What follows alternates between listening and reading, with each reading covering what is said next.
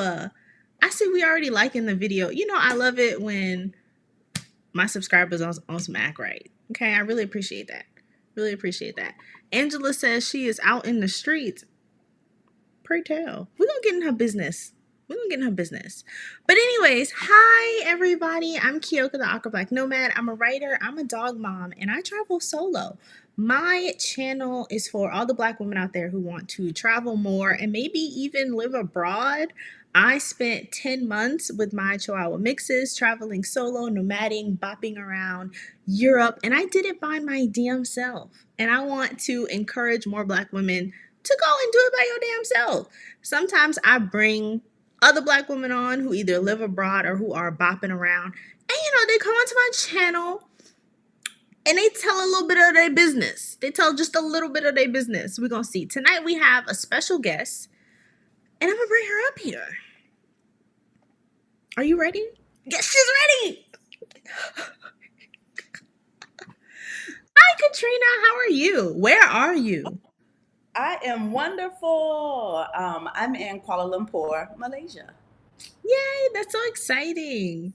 So, everybody watching the chat, if you want to actually get a one-on-one with Katrina, like if she's talking good stuff and you want to hear more of what she has to say, she's actually, and this is special for the Aqua Black Nomad viewers, okay? If you, at the end of our discussion, type a number into the chat, you will get a special one-on-one with Katrina. This is exclusive. This is we're kind of big time. We're kind of big time. Just a little bit. A little bit. Anyways, Katrina. Yes. So you're in Malaysia. I am. That's amazing. It is. That's amazing. So you've been on a sabbatical now for, this is year number 2? I'm at the beginning of year number 2. I just had my 1-year anniversary on December the 11th. That's phenomenal. That's phenomenal. Hi, everybody. Hi, Brown Girls Invest. What's up? Hey, D. Hey, D. Hey, Adele. Hey, Adele. Hola. Buenas noches. Did you say buenas noches? Oh, never mind. But hi. Everybody, I just want to remind you to like the video and drop down in the comment section. So, like, if you have a question for Katrina or if you just want to say hi, put it in the chat. So, Katrina, this is the beginning of year 2 that you've been on a sabbatical. What led you to even taking a sabbatical? Well, at around the early 20s in my life, I realized that travel was something that I wanted to incorporate into my life. I knew that because of how I grew up. Oh, not the wine. Okay. Listen, usually on my channel, we speak, it's in the middle of the day, but I'm winding down. It's been a long week, I'm winding down, so I have a little sip. I have a little libation. If anybody has a libation, let me know. Mine is coffee. Well, because it's like what is it, 8 a.m., 9 a.m. your time? It's 10 a.m. It's 10 a.m. on Saturday morning, yeah. So back to your question. Okay, so military brat, was in the military, and then moved to Washington, D.C. in 2004 and took a trip to Jamaica. And that was all she wrote. I knew at that point that I had to have travel and vacations in my life as much as possible. And so, being in the DC area, it's very easy to hook up with a travel community and just go. And so, yeah, that's how it started. Now, the Jamaica trip also was the trip where I was like, I'm going to move there one day. Like, I had that much fun on that first trip, and I've been back probably 4 or 5 times since 2004. And I thought that when I left the United States that I would be moving to Jamaica. But probably between, all of the hurricanes that they get, I was like, well, maybe not Jamaica, but it was definitely my first international love. Okay, perfect. Was that trip solo? Lord, no, no, no. It was not solo. It was a whole bunch of us.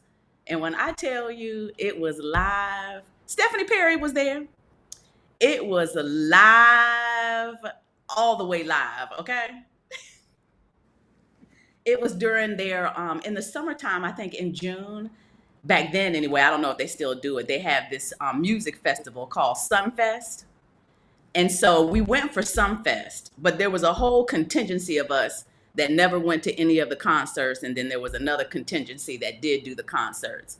But those who would do the concert, they would come back to the resort like early in the morning whenever it was done, and we would all be at the pool just partying. It was a blast. Yeah, it was a blast. Okay, so y'all was outside. Mm-hmm. Yeah, we were outside. And this was in 2004, so we were outside. Yeah. What does that mean? Was it different in 2004? Like, what's the difference 20 years ago? Different, right? Well, first of all, I was a lot younger. Okay. Okay.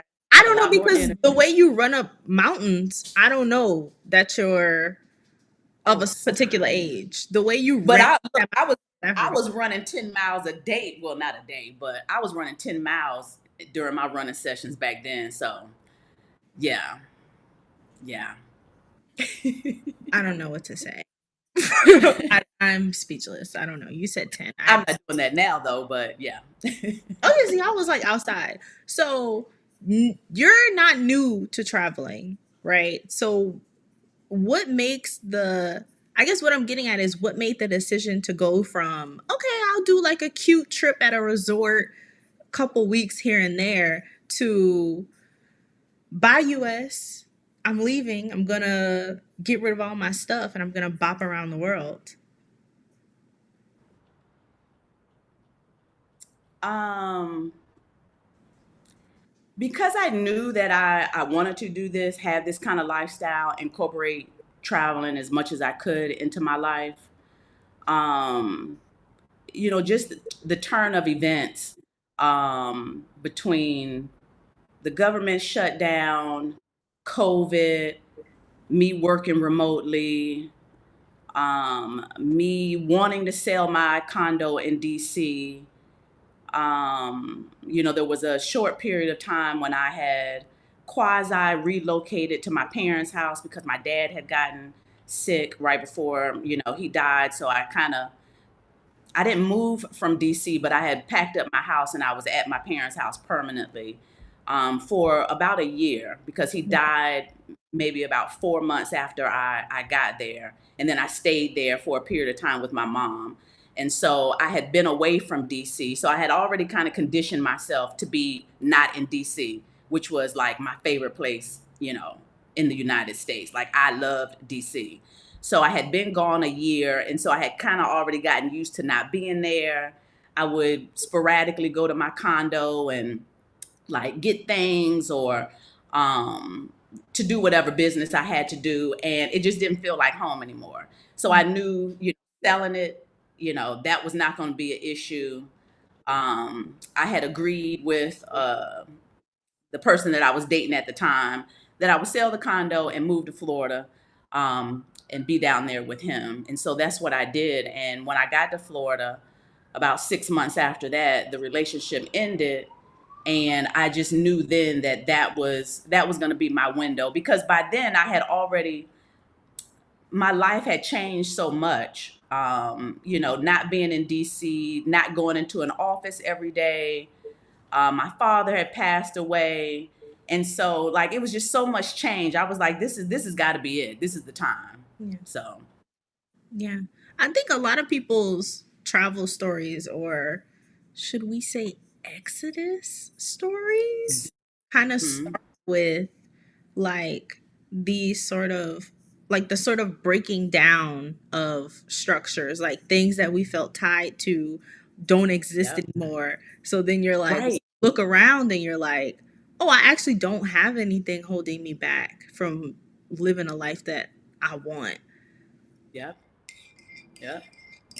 I think it's crazy how life moves like that. D said they weren't afraid of germs back then. I guess this is back in 2004. I don't know. Girl, a germ. What is that? No, nobody cared about a germ. I don't know what you're doing out there. It was. So when you did decide to finally take your sabbatical and leave, what was the first country Mhm. to? Ghana.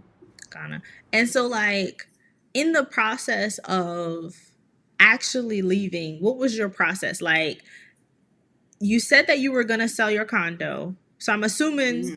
the condo has been sold. I don't know. So yeah. Okay, so I sold this condo. Sold. I went to closing Juneteenth of 2022. That was on purpose. It was my liberation. That condo was like an albatross around my neck. By the time I sold it, I was ready to go. Okay.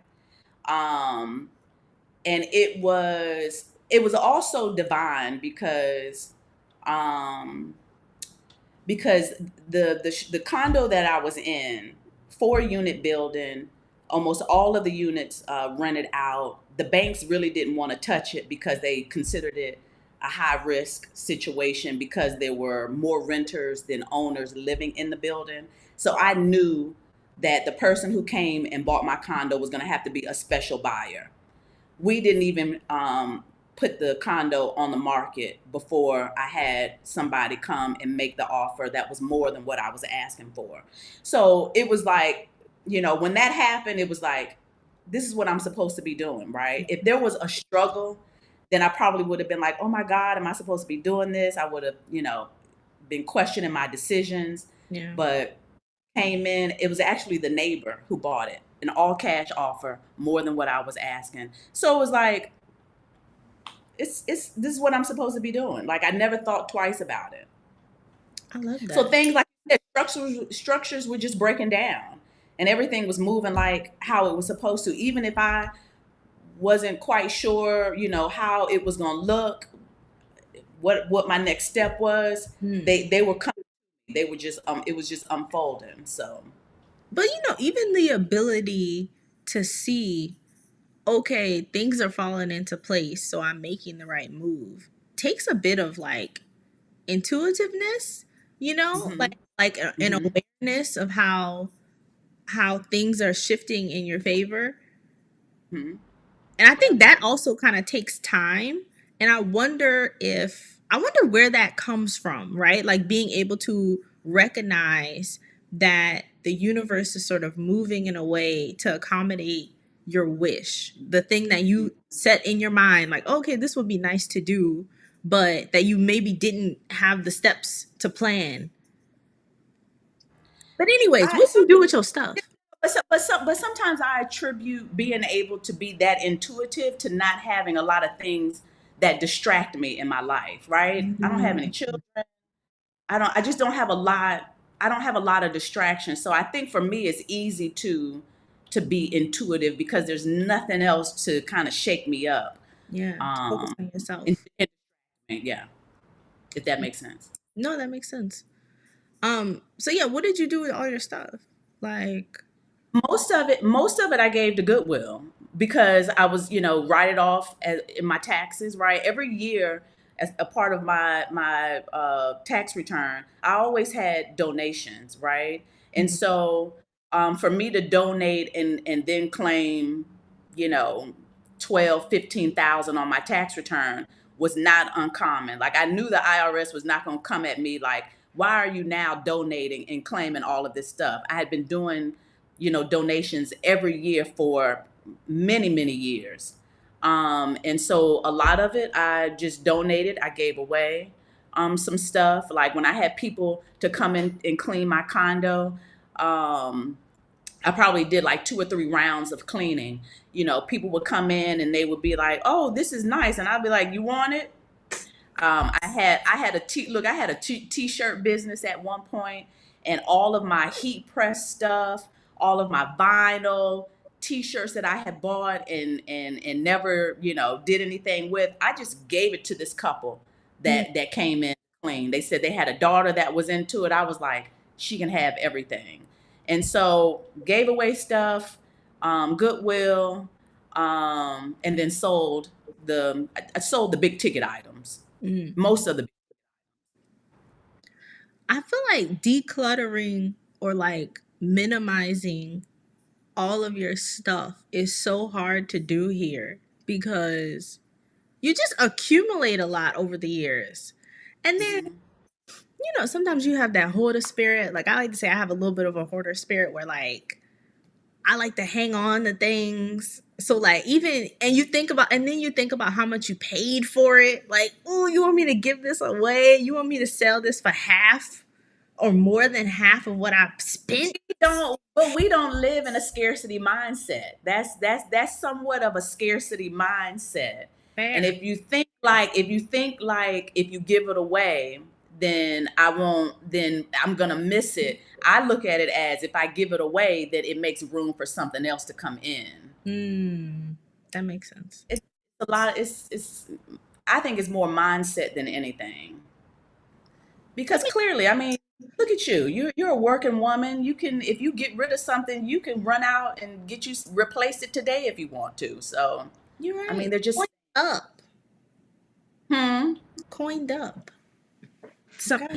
some people can just afford things. Kidding. Anyways, so But my thing is this: it's almost like if you plan on leaving the United States, I'm not really sure how keeping stuff and leaving. To me, that's an oxymoron. Like clearly, you don't really want to leave if you're trying to hold on to everything. I think it's just you something has got to give. mm. But sometimes I think too that it's like, okay, like take TikTok for instance. So like in Europe, I know there- I know nothing about TikTok, so I hope there's not a question at the end of this. Sorry. social media, I would Okay. say when you're using social media abroad, what I've noticed is there's far fewer advertisements. And I'm saying TikTok specifically just because that's the app that I notice the most on, but like all of this Hmm. buy this, buy this, buy this is every time you scroll, it's like every 2 or 3 scrolls you see like a like an ad or somebody's trying to sell you something on TikTok shop. And abroad, I didn't have that experience where like my feed was just content, but it wasn't selling me stuff. I think in the US, we're kind of getting pushed to we're getting a lot of marketing to buy things is what I That's found. interesting. Oh So wow. I haven't noticed that. but I do think there's this like overconsumption and like hyper consumerism going on here where it's like spend your money. And I think that's a bigger conversation that we'll need to get into. But It anyways, yeah. Well, it's interesting that you say that because Kuala Lumpur, the consumerism here is like no other. Okay, there is a Galleria type mall on every other corner in Kuala Lumpur. Okay, really? I said Galleria type mall, Well, not mall, but Galleria. I saw the pictures of your skyscrapers. Like it's insane. Even the view It's from your balcony is insane. Okay, but we have to go back. We have to go back. We have to go back. So, okay. D has a question.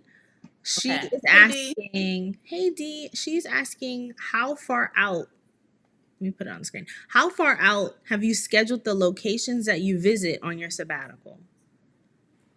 Oh, that's a good question. So the first year I was doing 2 months, 2 months, 2 months, 2 months in each place. And so like if I knew that while I was in South Africa, I was going to Sri Lanka next, I needed to start at least 30 days out planning, if not sooner.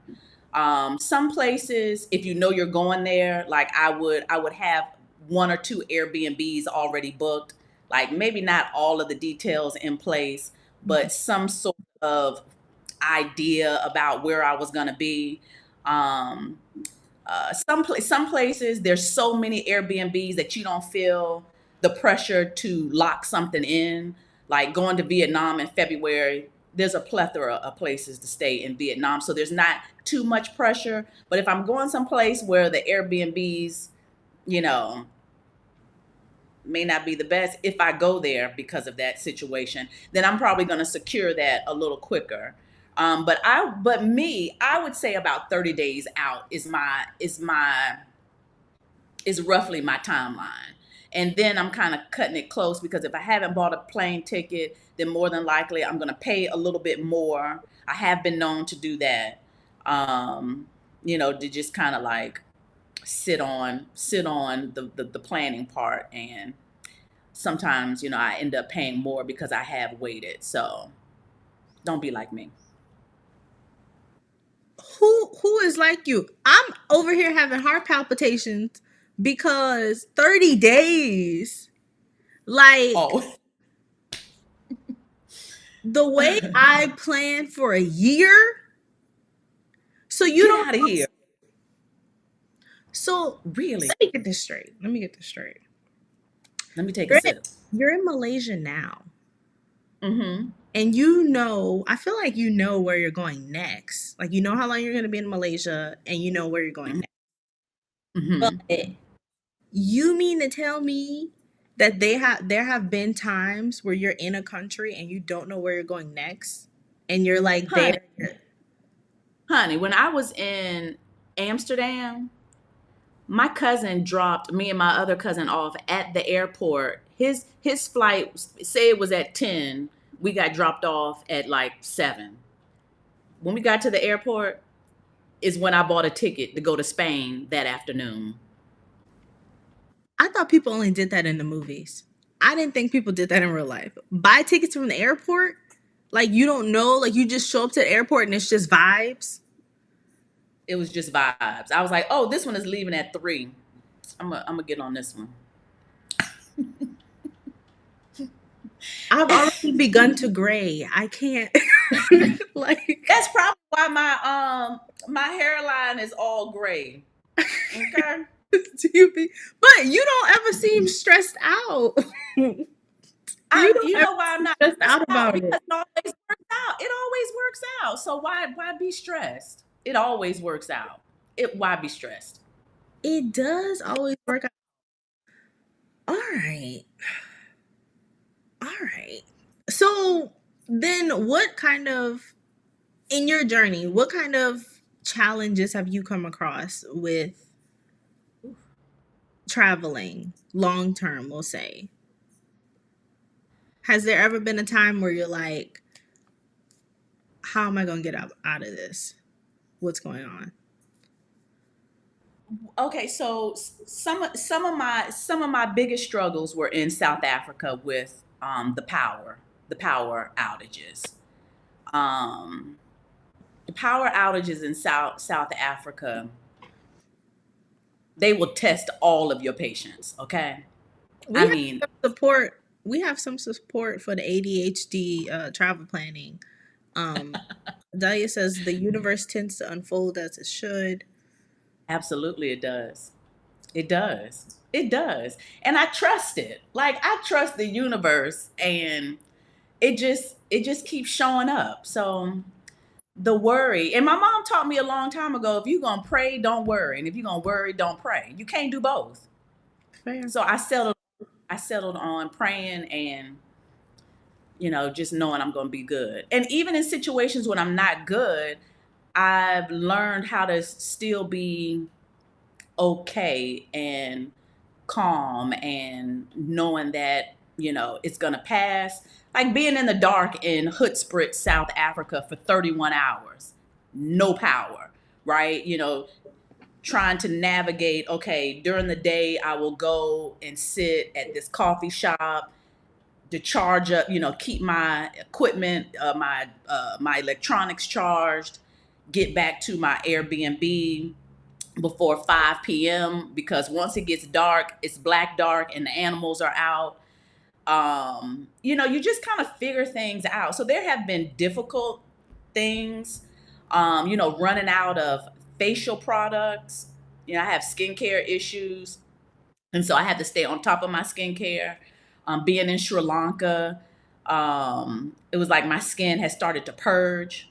And so I was using like all natural stuff, avocados, olive oil, anything, right? Anything, but I couldn't buy products there. And Mm. so things are, I don't know, somebody might say, girl, that ain't a challenge, but my skin, honey, my skin is a challenge for That me. is a challenge. We like comfort. But Yeah. it's also the difference between what I would say is like nomading or like being in a place long term versus going Mhm. on vacation, because like Uh-huh. at least I can speak to like South Africa.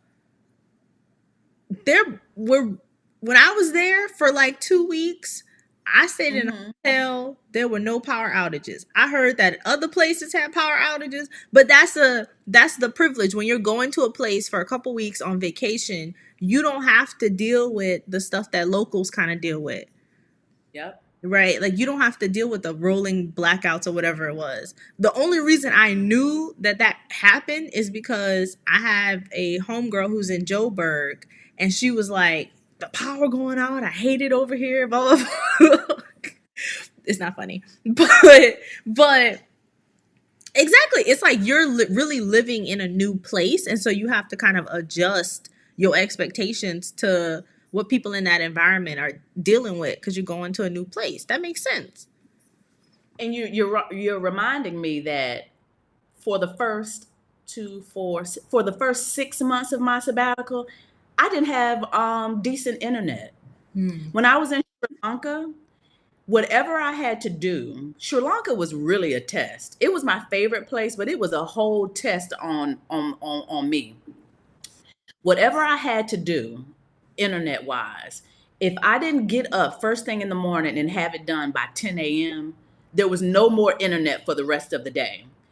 You had so much bandwidth, and once you hit that mark, it slowed all the way down. So like the only thing that I could do after say between 10 and noon for the rest of the day, 10 a.m. and noon for the rest of the day, was like receive text, maybe check emails. But searching for Airbnbs, like planning my next that was impossible because there just was not enough internet there. Hmm. And go figure, right before I left, Elon Musk had reached out to the country I feel like I and need to said bleep that name.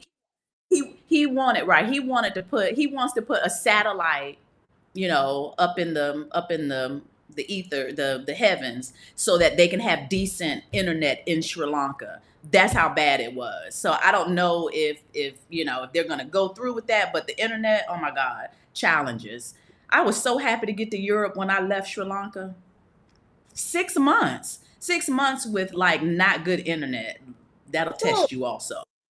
so why did you spend 6 months in Sri Lanka? Not like why, No, but no. 6 months, the first 6 months of my sabbatical. So 2 months in Ghana, 2 months in South. The internet was horrible in South Africa too, and then horrible in Sri Lanka. okay. So, Yeah. but I'm trying to figure out what is the motivation for going to different countries. So much is to be desired from the planning. But Uh was huh. there a list? Was there a I've always wanted to see these places. I've never been to any of these places, or I've been to these places before, so these are repeats. What was the kind of thought process that went into creating that list? Okay. So Ghana was an invite from my cousin. I Mm. accepted that invite because Stephanie and Rashida had announced that the Exodus meetup was going to be in South Africa. So when he asked me, like I said, this is a testament to how things were just unfolding. So when he asked me to go to Ghana for Christmas, Stephanie and Rashida announced that the Exodus meetup was going to be in Cape Town. Boom, right? 60 days in Ghana leads me right up to the time that I need to be in South Africa. And so those two countries were kind of picked for me, right? There was something going on, and so that's how I ended up there. And then Sri Lanka was just some place that I always wanted to be. Now I thought that I was going to spend more time in and around South Africa. But I think by the time I had done those 2 months in South Africa, I was ready to go. I was ready to go. I was like, I want to be somewhere else. And so um, I really was trying to plan to hit Zanzibar or Kenya or somewhere else before I left the continent for good. But it just wasn't working out. So I was like, I'm just going to Sri Lanka. And so that's what I did. I thought you went to Senegal. Am I making that up? You made that up. You made that up. I did do Zimbabwe. For a week while I was in Johannesburg, I flew over to Zimbabwe and did the falls and then came back. And then maybe like a week later is when I left and went to Sri Lanka. Okay. So you really haven't been, I don't know why I thought you was just all over the continent. Mm-mm. Thought that. The continent is not easy. The continent is not easy. Even getting around in the continent to me wasn't the easiest. Well, tell it the just people because you know Black Americans have a lot of propaganda that tell us to go to Africa, and there's even wasn't. there's even a TV show called Coming from America where a lot of Black Africans relocate to different countries in Ghana and I forget the other one. I think it was Zanzibar. But what do you mean by it's not easy?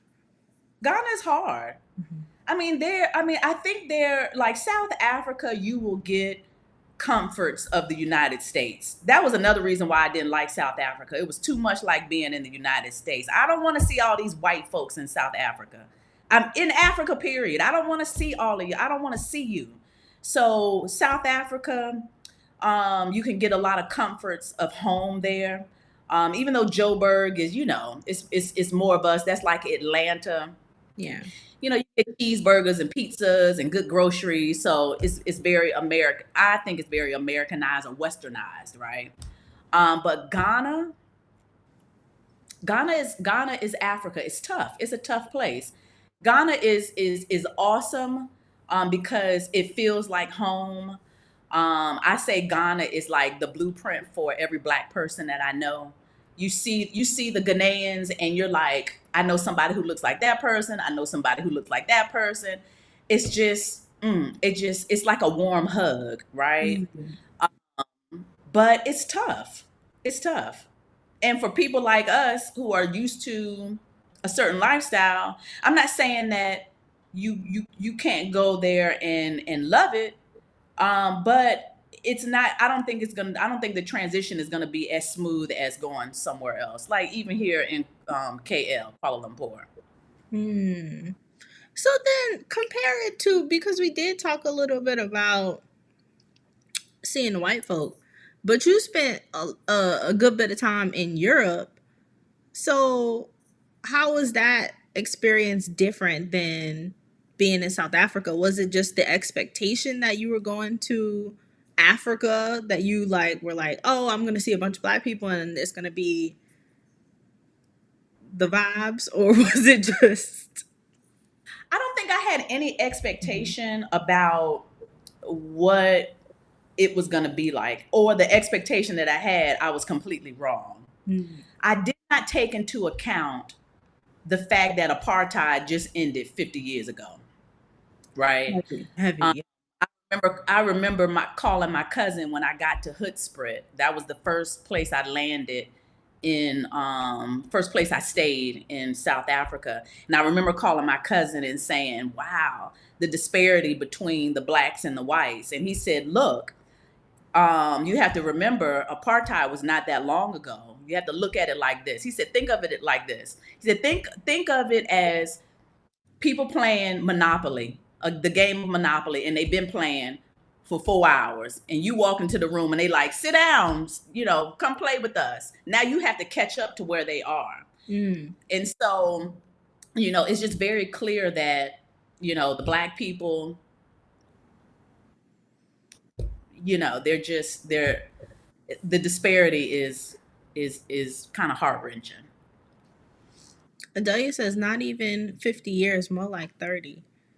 I Okay. say for me, it was like going back in time a little bit. And I think because at that point I had been in Europe for like a year at that point, going to South Africa was, I was like, oh yeah, like this is how white people act. But also, this is how like high yellow black skin people, like light skinned black people act. Like it made me really uncomfortable. The colored, the way that they would treat like darker skinned Africans, I was like very uncomfortable with that. The Because colors and I was I was I like, was it was like a crash course from the airport. It was like, oh, this how y'all yes, act? yes. Look, honey, I I was through with the business when I got there. And then when I saw how the white people were, I knew that I had to leave Cape Town. I knew that I was going to end up in jail in Cape Town if I had stayed there any longer than what I was. I knew I was going to be in jail. I knew it. Yeah. Cause it's not just like if we think about racism, like if racism had levels, it's like the white people in South Africa are like on level 10, right? And I would even say that like here in America, and I live in the South, I would say it's probably like a 5 or a 6, right? Key, Because nobody, I, yeah, Key, I say white people in America wish they were the white people in South Africa. yeah, Yeah, they wish they were the same. they Yeah, wish they could that's like what they want. confidently be racist. But you know what's scary? We over here laughing about it, but you know what's scary? You know Elon Musk is from Pretoria, right outside of Johannesburg. So, We know exactly who he is. Okay. honey, if they could if look, white Americans wish they could be as ruthless as white South Africans, and the Afrikaans as they call themselves. I agree. Don't get me started. I agree. I agree. Um. So, anyways, since we're talking about race anyway, how has your experience been? I don't think we talked about how many countries you've been to. Do you have a? Do you keep count? Because I feel like it's been a lot. It hasn't been that many. Um, I've been in this order: Ghana, South Africa, Zimbabwe, Sri Lanka, the Netherlands, Spain, Costa Rica, and now Malaysia. Okay. And I went back to the United States twice also. And how would you say your treatment has been? You know, bopping around as a solo black woman, just living your life. Have you had any instances where people treated you poorly, treated you differently?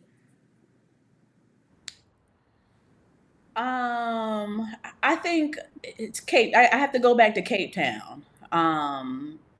And even in Cape Town, there was maybe one or two incidents where somebody let me know that I was insignificant because of the color of my skin. Hmm. Um, just yeah. South Africa was probably the most difficult, but nowhere else. Everywhere else, it was just fine. Even in the Netherlands, of all places, those white folks, as ruthless as the Dutch are, right? Even being in the Netherlands, no problems whatsoever. What part of the Netherlands were you in? Were you in Amsterdam? So when I first arrived, I was in Amsterdam, and then almost a week later, I went a little further north and stayed at my cousin's house. So she's about 30 minutes outside of Amsterdam. Okay. I heard that Yeah. there's a lot of black people in Harlem, and Mm. the other name is escaping me. The other place. If y'all know it, drop down in the comment section. Yeah, I just met two girls downstairs in the lobby. Two ladies, I shouldn't call them girls, two ladies in the lobby here, and they're from the Netherlands. And neither one of them were from Amsterdam. They were from different places. But yep, there's some of us. How did you find it? I don't know. I've heard mixed reviews. What, Amsterdam? I've heard mixed The reviews Netherlands? about Amsterdam. I didn't get to go. Oh, I loved it. The weather is shitty. Can I say that on It's Ecam? Europe. The weather is horrible. I was there in June. Why is it 50 degrees in June? That's horrible. That sounds And it was beautiful. raining, like the rain coming in sideways. Okay. So you can't So cover? You can't. I had on a puffy, I had to borrow my cousin's puffy coat all the way down to my feet. That's how cold it was. Yeah. I don't mind the cold. Y'all be trying to boycott winter. Yeah, mm-mm. Okay, so like, which country would you say would be your favorite? So outside, even okay, let me start with my worst. We all know. Can you guess which one was my worst? But even with South Africa being my least favorite, there were things about it that I did like. Okay. I liked South Africa. I know you did. I know you Woo! do. Why that felt like a drag? What you mean? I know you do. But I also feel like if you had spent because you are look, I think if you had spent a good amount of time there, you would change your mind. I do. Really? Oh yeah. Why South do you Africa feel is like? beautiful But why do you feel like? Of course, I liked it. Why do you feel that way? because I've heard you say it on several occasions. Do you know what it is? I think it's because I haven't had any exposure to the rest of Africa. I feel like it would go Uh, further down on my list. Like I think yeah. because at least when I went to Johannesburg, it was like, Hmm. God, there's black people and Hmm. everybody's so friendly. Everybody saying I'm their sister. Like I have so many cousins and so many sisters. Uh, Like that first experience. I feel like if I uh-huh. went to another city or another country, it would be the same thing, but like times 10. Do you Yeah, know what I it mean? Like will. that Yeah. like, and then I also feel like just being on the soil, like being in Africa, you Yeah. feel energetically different. I can't explain it. No, and I did. That's how I felt in Ghana. Mm, I felt good.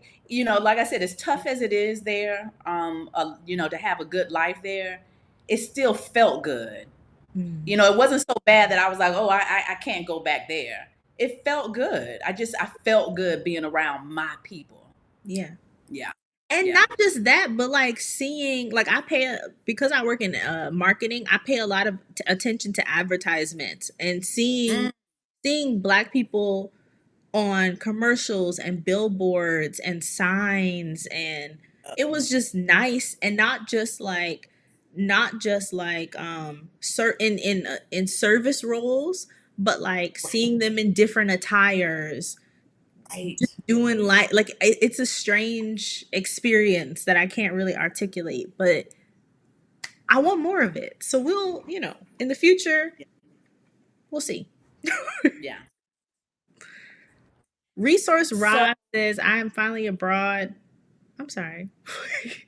I'm sorry. What were you saying? Did I actually no, no, like? no, no, no. No, we need to go to the comments anyway. So let's Yeah, do because it. y'all cutting up in the chat. I remember watching y'all videos, dreaming of the day I can be free. Where you at, Roz?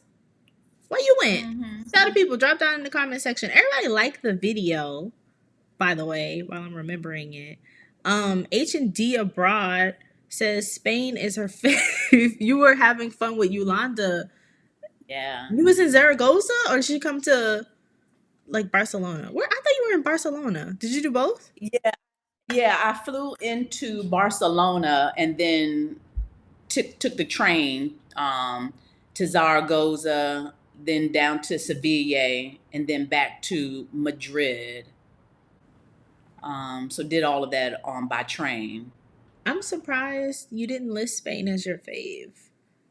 Well, that's because I didn't get to my well. Let me.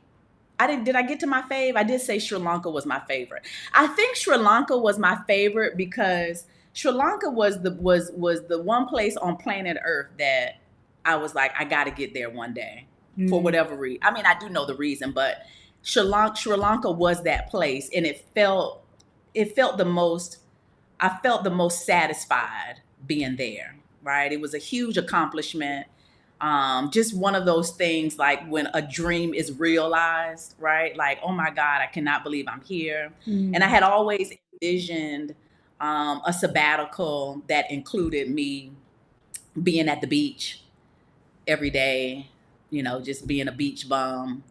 in a bathing suit. I like little clothes. We know. Um, so being at the beach, and the first two legs, the first, Ghana and South Africa, there was no beach involved.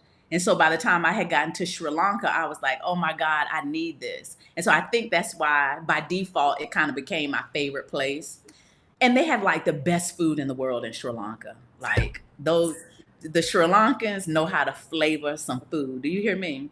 Stephanie says enough about Sri Lanka.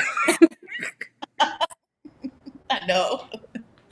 I know, Sri Lanka. Oh my No, and God. you sent me a picture of a man who looked black, but Mm, he was fine. Not like but he had hair. Like he had like it was crazy. He looked crazy. Like he looked like AI. And I was like, this is what the men look like in Sri Lanka? They a don't look lot of real. a lot of them do, because the Portuguese, came in, and the people down around on the south coast of the country, they look different than, say, the people in Colombo. So the people in Colombo are a lot of them are lighter skinned folks. So the more exotic ones, you see them down on the, at the beaches, in the beach towns, and they're just such a pleasure to look at. Like even it's a very poor country, Mm. right? These people don't have very much money, but they have all of the looks in the world. Just exotic, just different. Just Yeah. exotic. Okay, so Sri Yeah, Lanka they're is fun your to look at. favorite. Sri Lanka is your favorite. South Africa is your least favorite. Um, I is would there say Spain was that place where Spain would be a contender for some place I could live. Yeah. why? Yeah. Because they had good internet. I've been traumatized. That's too easy. That's too easy. Do you know what They city? got Do you know what city you mm-mm. would choose? Because I feel like the cities in Spain are so different. I don't know what city, but I enjoyed every single city that I went to. That's why I feel like it would be easy to find one. Mm. I would love to visit Valencia. I would love to visit um, what's the long walk that they do, and they end up in what's that pilgrimage, and they end up in the northwest part of the country. I would love to visit that part of the country. um I think I like Spain because of its proximity to the United States. So if I do choose to live outside of the United States, I feel like, Spain is close enough that I could hop on a plane and get back home quickly. um I love the train system in Europe in general. Yeah. Like I said, the internet is good there. I didn't really intermingle with the people enough to really know what the people are like there, but I didn't have any issues. What They have what month were you there? most of half of June. I got, yeah, like June 12th, I think. Okay. Yeah, I ain't yeah. like the people. Say what? What did you say? I said I ain't like the people. Get out of here, girl. That's something else. So so so so one thing I also say about Spain is I feel like Spain is an introvert's country, because they're so social. They're out, they're, Then it's an eating. extroverts country. That's It is a it's Yeah. extroverts country. I mean, before I met a friend, I was having a pretty difficult time in Spain because it's so extrovert. Like you It's have to, yeah, you have to really make an effort to be a part of the community is what I found. Yeah. And that's why it's kind of like an oxymoron, because you would think that would be the exact opposite. I really felt like I was by myself in Spain, because it is such a right? If you saw somebody at a restaurant and they were eating by themselves, you kind of felt sad for them, right? You're like, Oh, oh, I enjoy eating by myself. I wonder now. I'm no, thinking, were people looking at me like, "Oh, that's so sad. She's by herself." they're so social, of course. Yeah, they're like, where your friends at? Girl, where your friends at? That's Spain was the only place where I felt like that, right? Like I felt like Spain is a place where, you go with your girls, that's a group trip. Y'all gonna turn up, y'all gonna have a good time, late Because night it's a dinner. party, like, and maybe Yeah, this is just yeah. because I was based in Barcelona, but Barcelona was very much like a party place. Like, it's where you go to like drink and hang out on the beach, and I don't Mm, really like getting into that. I mean, there's things to do.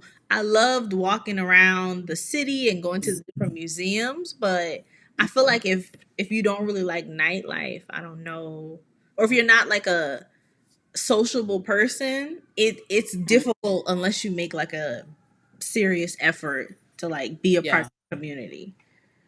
No, I Yes. agree with that 1%, if that's possible. All of the extroverts in the chat are saying that they enjoyed Spain. We see you, Yeah. we recognize you, but y'all wrong. Yep. So, Uh-huh. Camino de Santiago. That's exactly right, D. oh, the place, Yeah. the northern, the walk. Uh-huh. Mm-hmm. Yeah. So then, like, Crystal says she had fun in Barcelona solo. You can have fun solo. You can have fun solo, but I think like for a long term stay, unless you're like making an effort to be a part of the community, Yeah. Yeah. yeah. So, so in all the things that you've done, is there anything that you recommend that another person would do? Like, what's a must do experience? I would say definitely the falls, right? That's like a no-brainer. And I'm talking about the things that out of the things that I have done so far. You mean Definitely, Victoria Falls in Zimbabwe? yes. Mhm. I don't call them Victoria Falls anymore. Why? 'Cause Oh, because is it a colonizer story? thank you. Um, Definitely the falls in Zimbabwe. I would say a drive to God's window in Groskrop, South Africa. The drive there is mm, like breathtaking. And then when you get there, just the view. Um, what else? Cape Coast in Ghana, of course. I think we should. I think we should all experience Cape Coast as bad as it is, as it was. Um, Cape Coast in Ghana, and I don't feel the same about like the prison, Robben Island in Cape Town. Like I was like, I'm not going there. I ain't doing that. But I did feel like I wanted to experience Cape Coast in Ghana. Um, the highlands in Sri Lanka that I didn't get to. They're known for their train rides in the highlands. That's where they grow their tea. And so the train system there is a very old European train system that they brought in, years and years ago that they still utilize. So the highlands in Sri Lanka, I hope to get back there. I looked it up. I'm only a 3.5 hour plane ride from Sri Lanka. So don't be surprised if I go back soon.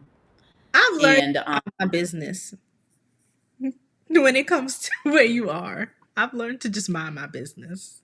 Okay. and, and then the other thing I'm gonna add to that list is the ladies. Sandra is here. We have talked about doing the Great Wall in China. So Wait, I would when? love the Great Wall in China. No, when? Oh, we don't know. We haven't said when. Yeah, definitely once the weather. I think it's cold. So once the weather, takes a turn, the Great Wall. So So, what? How are you building community? Like, when you go to different countries, are you interacting a lot with the local population, or are you reaching out to like expat groups and connecting with people there? It's been a combination of the two. Um, I keep everything really to a minimum because I can only do so much. But I've done both. In Sri Lanka, it was definitely, a local community thing. I have a family in Sri Lanka now that I still stay in contact with. That they want me to come back, of course. Now I shouldn't say of course, but they want me to come back, and hopefully I will. South Africa, it was really easy to be in community with the ladies of the community because they were there. Um, South African women are gorgeous. you said South African? Gorgeous.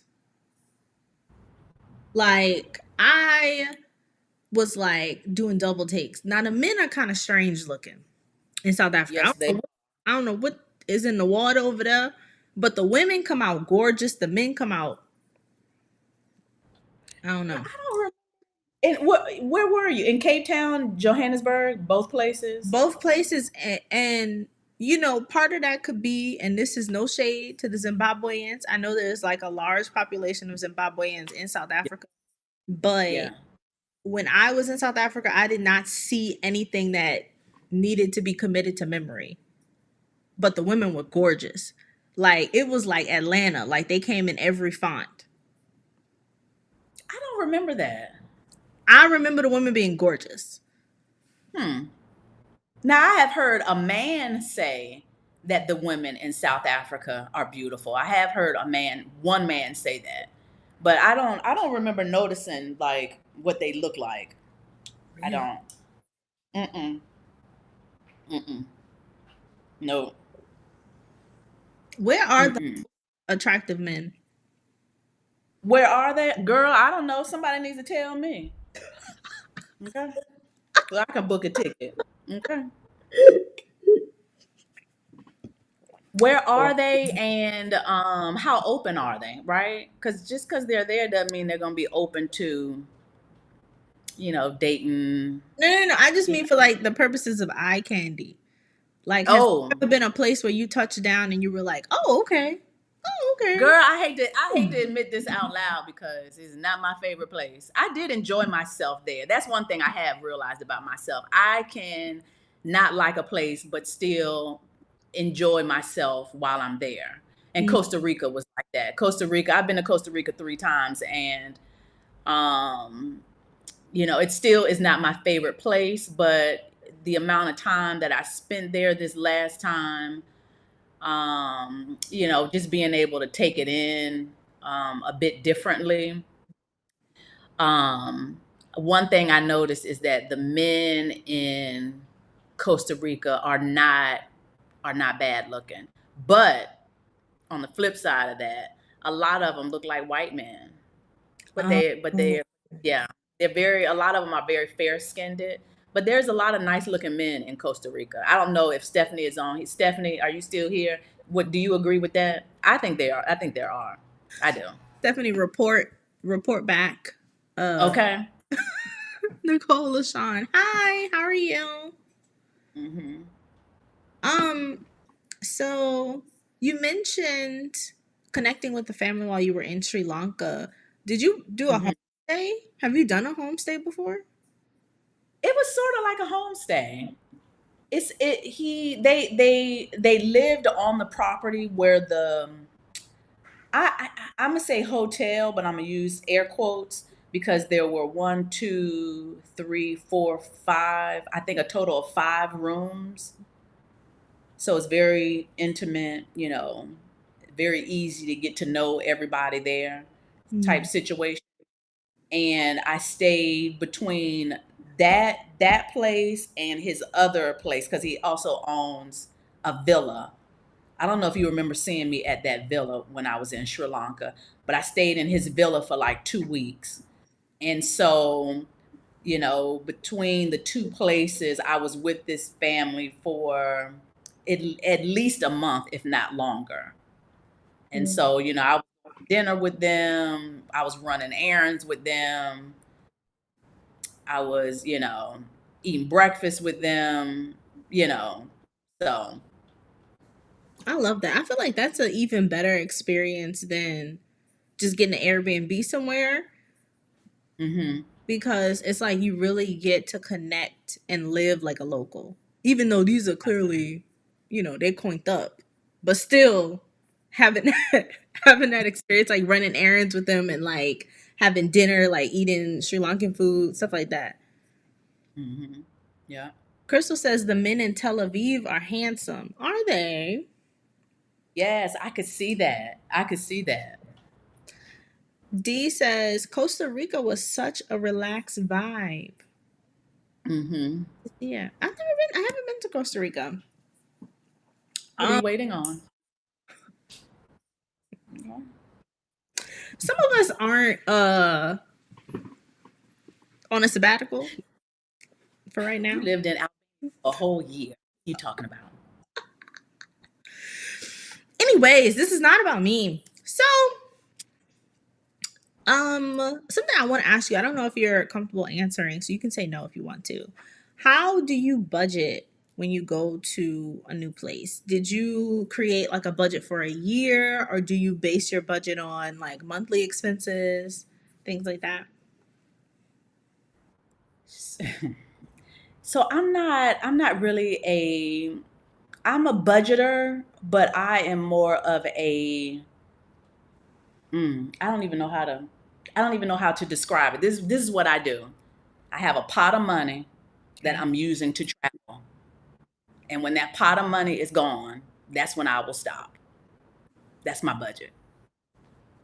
She's rich, everyone. She's rich.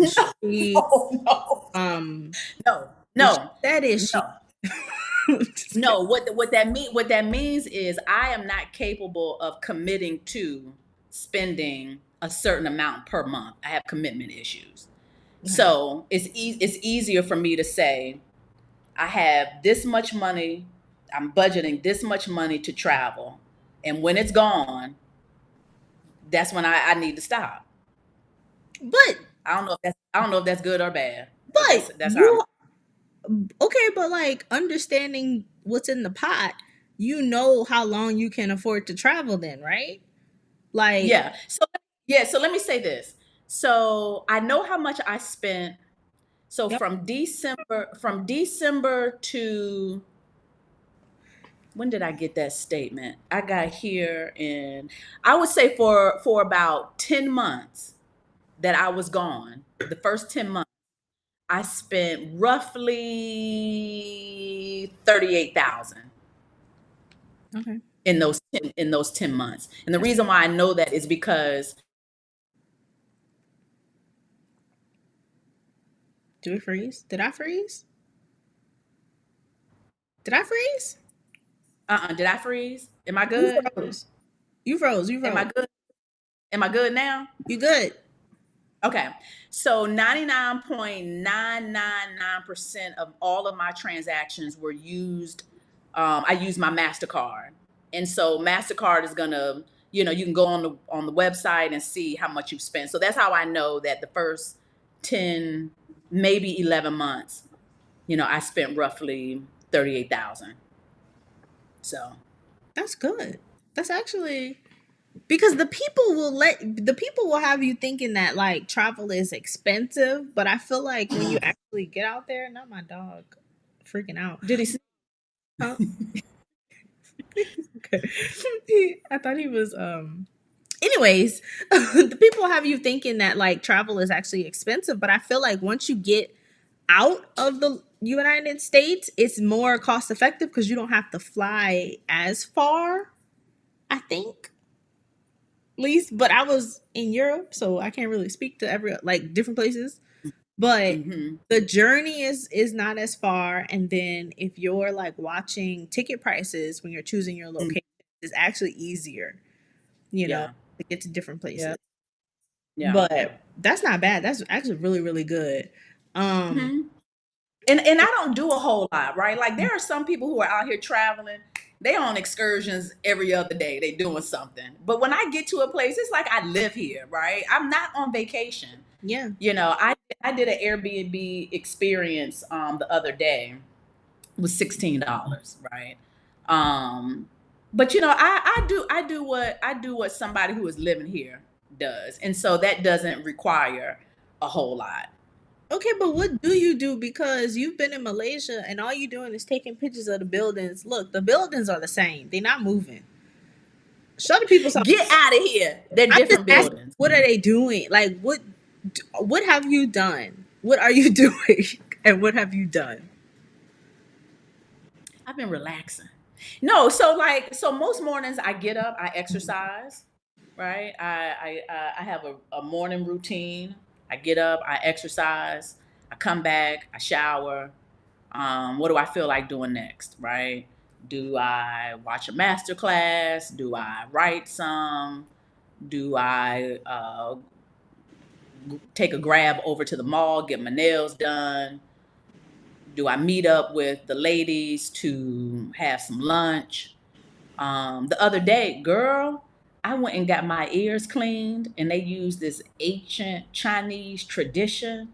What? Honey, What honey, was it?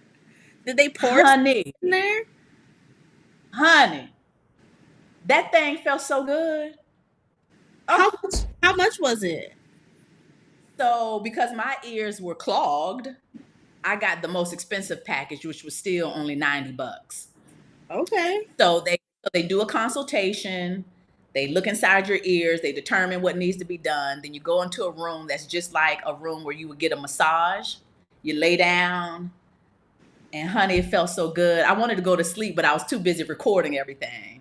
But it felt so good what is happening? That has never happened before. Oh, that I did something and made it's the. never happened before. So yeah. I mean, I just do regular things. What am I gonna I do love that. today? Those like spa treatments or even like health, it hits different in a foreign country because it's usually way more cost effective. Oh my gosh. I was seeing a chiropractor in Albania for like $20 a session. Okay. Can I tell you how many facials I've had since I've been here? All these Korean skincare places. I done had a couple V lifts, honey. And they only cost so a cleanse. I can go and get a facial, a regular facial for $11 at the mall. Crazy. If Cra- I want to be real fancy and get the eye treatment and the V lift, I think that's $37 for What's all a V three. lift? It's they use this handheld tool that uses ultrasound waves, and it helps with like sagging skin and like defines the jawline and the chin. Girl, keeping it tight. Okay. I'm Yes, we love snatched to by see the it. time I leave. Yes. But that's the freedom, right? It's like you don't Yeah, even need to be doing too much. You're spending the day how you like to spend the day, yeah, right? Like relaxing yeah. and enjoying yourself, getting spa treatments. Or I might go downstairs and hang out by the pool. Beautiful pool. Resort style pool. But yeah, it's literally whatever you want to do. And this is the second place that you've stayed at while being in Kuala Lumpur. My third. Your third. My third. You only been Yeah. there for like what, 2 weeks? Yeah, but that was the plan. So I Mhm. knew when I got here that I was going to bop around to several different neighborhoods to figure out which one I wanted to land in. And as soon as I got here, the host made a deal that I felt like I couldn't refuse because I'm so close to everything. Mm. Um, I felt like there was no need for me to go try out any more places, right? By by that time I was tired. And so once he made the deal, it's a brand new unit. The building is only 5 months old. And like I said, it's like right in the middle of everything. And so yeah. So then how do you usually find accommodations? Because I feel like it's different in every country. I always start with Airbnb. They Mhm. need to be paying. But I always start with Airbnb. This is not Um, a sponsored advertisement, by the way, everybody. The awkward. Black Nomad brand does not receive any compensation for name dropping any organization. But anyways, carry on, Katrina, please. So you start with an Um, Airbnb. I start with Airbnb, and every now and then I'll branch out to booking.com if I want to widen the search a bit. But my go-to is Airbnb. That's literally like my favorite pastime. And you usually book for like a week or a longer, like a month? Mm-mm. I have gotten to the point where, like, a lot of these countries, the accommodations are shady, right? Um, the photos will make it look one way, and then you get there and it's something else. And so I have gotten into the habit now of booking for a few nights, and if more nights are available, then I'll extend it once I get there. But I'm a little reluctant to book something long term. Now I haven't always been like that, but after visiting certain countries, being in certain places, I've realized that you can't always trust what they're posting. And so I'm just a little more leery now. Definitely. And with Airbnb, you'll lose a lot of money if you book for. I mean, I usually book for like a month, but I always make sure the Airbnb is like fully or partially refundable, because when you get to Mhm. a place and it's janky and it doesn't look like anything like the pictures, or Yeah. there's like an issue, you need to get up out of there. Right. And now Airbnb has that insurance. So now, before, if you didn't like it, you could get out of it. The host would have to refund you your money. Now Airbnb is like, well, you didn't purchase the insurance. Because I had an issue in Costa Rica, and I don't think I did so much Airbnb hopping in Costa Rica. I'm confused, okay?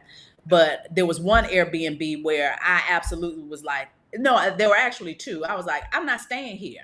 One of them, I didn't even unzip my suitcase, and I was like, I'm out of here, and went back to another building that I had stayed in. Mm. But Airbnb now, they have their own insurance, their own coverage, and so they're not even as quick to work with you if you haven't purchased their coverage. Mm. And it wasn't always like that.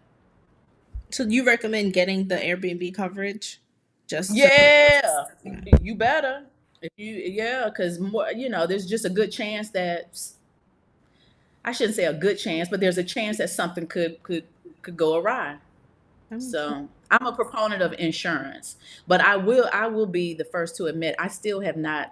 I don't even know if I should talk about it. Let me change the subject. I don't want to put it out there in the ether.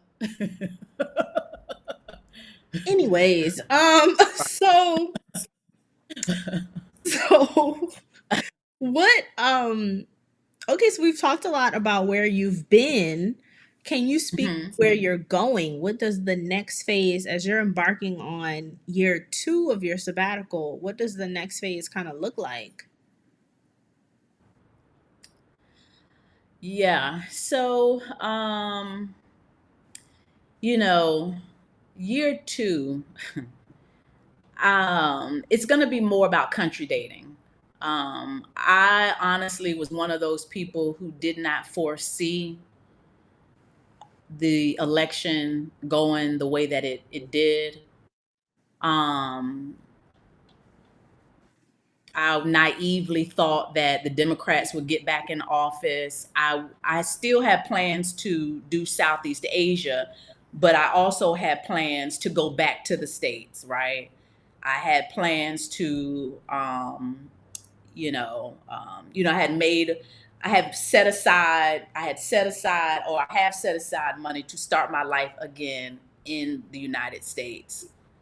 And then the election happened, and I just wasn't, I was not, I didn't think that was going to happen. And so I had to switch course. And so now I'm out here country dating. I was not country dating the first year, but Mm. I'm dating now. So I'm looking at things with a different lens, um, and being more intentional. being more deliberate, like picking places, not only places where I just want to visit, but is this a viable situation for me to be in long term, because I have no desire to go back to the States. So that's like the biggest change, right? Looking at not going back to the United States. And then I really want to kind of focus on like getting some certifications. Like what are the things that I can do to generate some income in the future, and how can I prepare for that?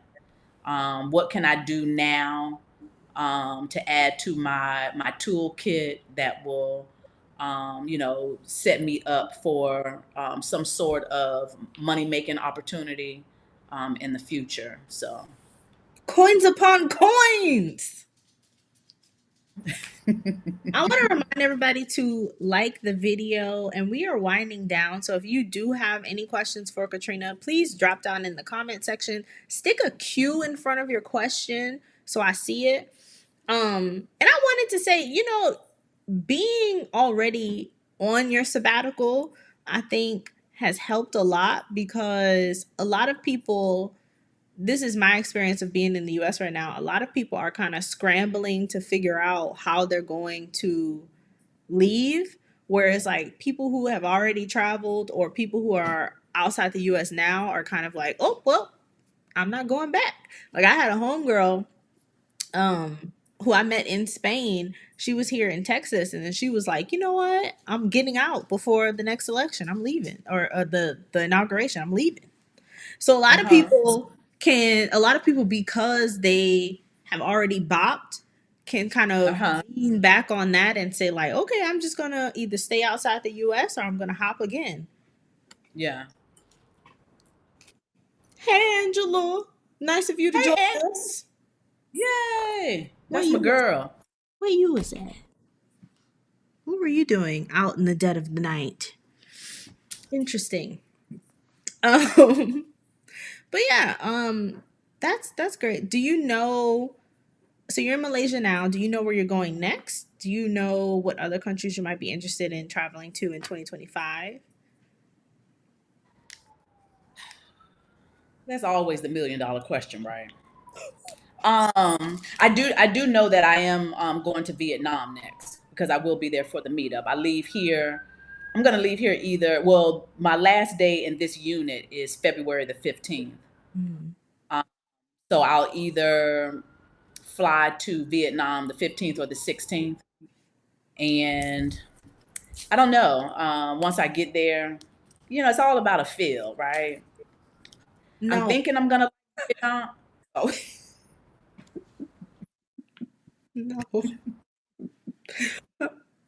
I need to get to where I need to get to a place where I could just live off of vibes because I'm not there. I'm just not there. Okay. yeah, I'm all about the vibe. What does it feel like? If it feels good, then I'll stay, right? But I could be here in Kuala Lumpur Mm. for a while. But because the meetup is in February, more than likely I will spend a significant amount of time in Vietnam. But just know that KL is a place that I could easily come back to. Okay. I could I Well, could I could be in KL for a while. you said that you're country dating a little bit. Like, of the places that you've been, of those places, which place would you say you would be comfortable living in long term? Definitely Spain. Out of the ones that I've been to, it would have to be Spain. As much as I would love to say Sri Lanka, the internet is not, it ain't internet in Sri Lanka. And that would be an issue. That would be an issue.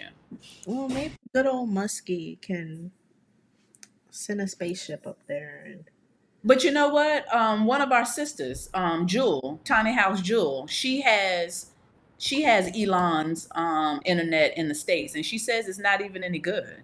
So then there's that. Okay. I feel like I need to bleep out his name on this Yeah. video. They're gonna pull it down. Yeah. They're gonna pull this video down.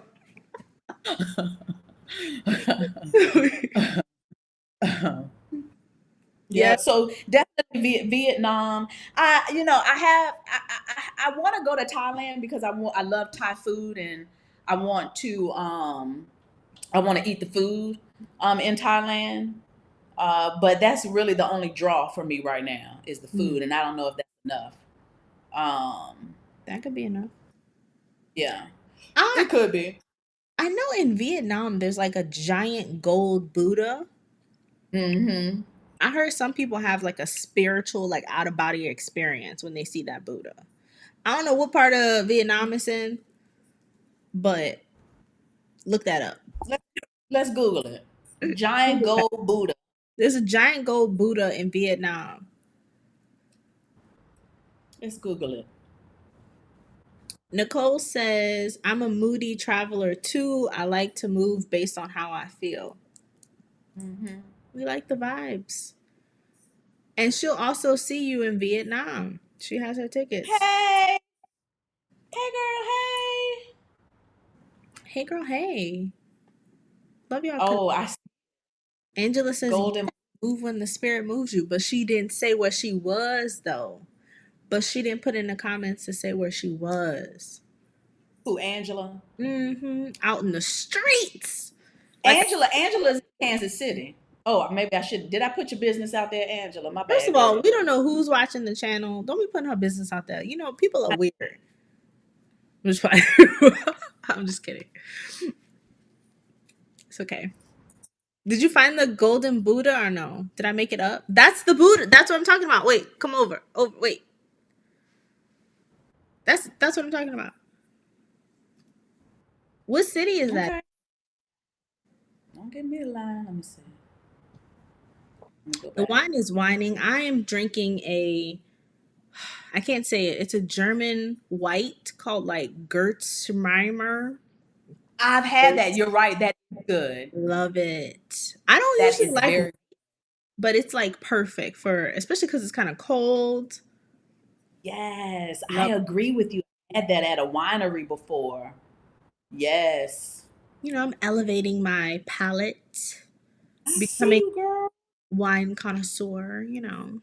See you. Mhm. So, what? I'm looking through my questions, seeing if I have any good ones. Ooh, I like. What about the question about safety? Yes. How are you keeping yourself safe? Have you felt like you were in danger? That time I got caught after dark in South Africa and had to get home without getting ate up by a lion. Okay. Not a lion. I stayed on a wildlife estate, and so you could do like self driving safaris and see all the wild animals. That sounds amazing. But it really was amazing. But if you got home after dark, baby, and that was also the place where I was in the dark for 31 hours. So unsafe situations. Mm-mm. No unsafe situations, but my tip for safety is always like, if you have to ask yourself should you do it, then you probably shouldn't. And then just go with your intuition, your gut. If it feels good, do it. Some people not used to listening to their gut. And you know what? I am an INFP on the Myers Briggs. INFP. I think I'm an INFP. So I'm a feely. I think I'm a feely person, and so that's why I can usually be okay with filling out a situation. We love a woo woo person. I do want to remind everybody that Katrina is offering a one on one chat with her. If you stay to the end of the video, we're going to do a little, let's call it a game, where she's going to select a person to actually have a one on one chat. So if you have any questions about going on a sabbatical, if you're thinking about any of the countries that she's been to, this is your time to really connect with her and pick her brain, figure out how she did it. I'm We putting. weeds. You said what? We can get down in the weeds of it. maybe not the weeds, but we're gonna stay Yeah. above ground. We're gonna stay above Oh, ground. But okay. this is your time to really ask her any questions that you may have about like long-term traveling. Like if you're aspiring to take a sabbatical, this is a one-on-one. It's for free for one person.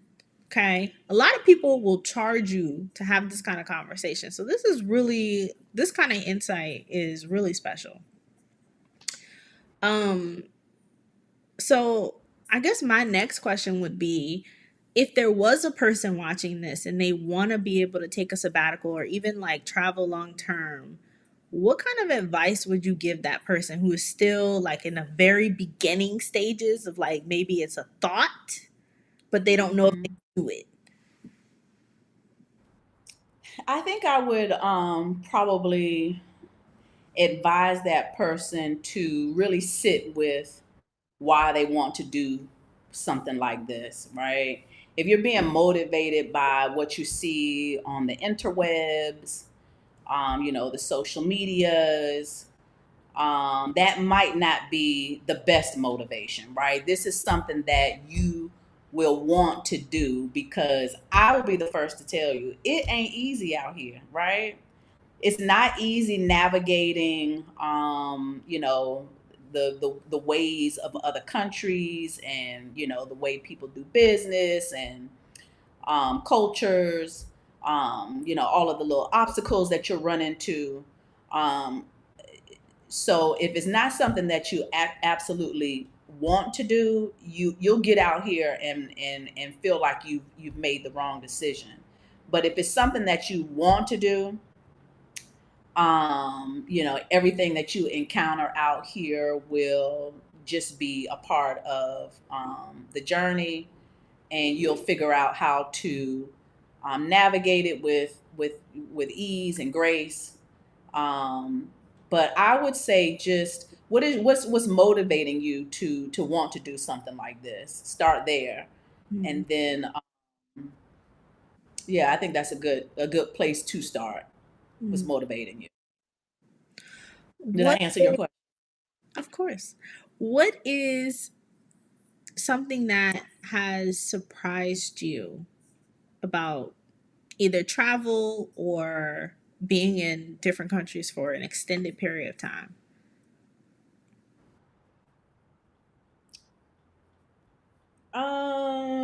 What has surprised me?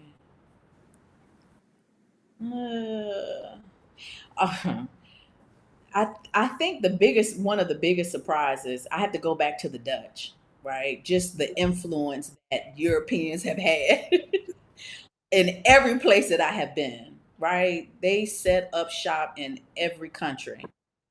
That has been pretty eye opening. They To go, colonize, don't they?